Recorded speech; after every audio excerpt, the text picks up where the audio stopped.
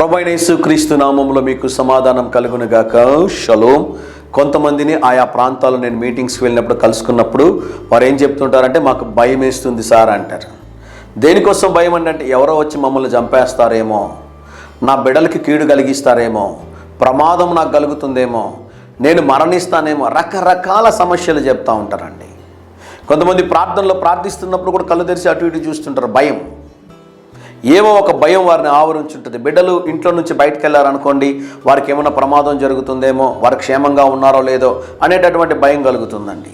ఈ ఉదయకాల సమయంలో అటువంటి స్థితిలో మీరు ఉన్నట్లయితే ప్రభు మీతో మాట్లాడుతున్నారు, భయపడొద్దండి. ఈ ఉదయకాల సమయంలో ప్రభు మనకిస్తున్న శ్రేష్టమైన వాగ్దానము జెఫన్యా గ్రంథము 3వ అధ్యాయము 15వ వచనము. ఇక మీదట మీకు అపాయము సంభవింపదు. దేవుని స్తోత్రం కలుగునుగాక. ఒకసారి ఆమేన్ చెప్తారండి. ఉదయకాల సమయంలో ప్రభు మాట్లాడుతున్నాడు.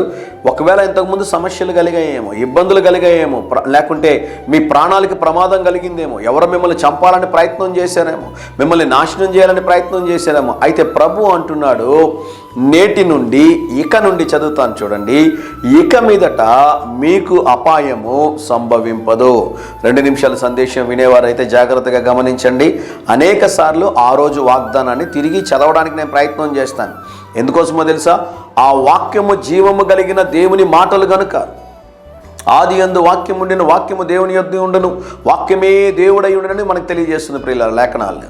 కనుక వాక్యాన్ని చదవండి. వాక్యము చదివినప్పుడు ఈ వాక్యం మిమ్మల్ని బలపరుస్తుంది, భయాన్ని తొలగిస్తుంది, దేవుని ఆత్మచేత మిమ్మల్ని నింపుతుందని దేవుని సేవకుడిగా తెలియజేస్తున్నాను. ఎవరు భయపెడుతున్నారు నిన్ను? నీ జీవము దేవుని చేతిలో ఉన్నది. గమనించండి. యోబు తన జీవితాన్ని ప్రభు సాతానుకు అప్పగించినప్పుడు యోబుకు కలిగి ఉన్న వాటన్నిటి మీద అధికారాన్ని ఇచ్చాడు, కానీ యోబు ప్రాణాలు ముట్టుకోవడానికి దేవుడు అనుమతి ఇవ్వలేదు. దేవునికి స్తోత్రం కలుగునుగాక. మన జీవము దేవుని చేతిలో ఉన్నది. జాగ్రత్త. కనుక భయపడొద్దండి. ఏం ప్రమాదం జరగదు. ఉదయం వెళ్తున్న సమయంలో ప్రార్థనతో ప్రారంభించండి. ప్రభు మీకు ఆయుష్ని, ఆరోగ్యాన్ని దయచేసి మిమ్మల్ని ఏ కార్యమైతే భయపెట్టుచున్నదో ఆ కార్యాలన్నింటిలో భయాన్ని తొలగించి దేవుడు ధైర్యపరచునుగాక. ధైర్యంగా ఈ దినాన్ని ఎదుర్కోండి.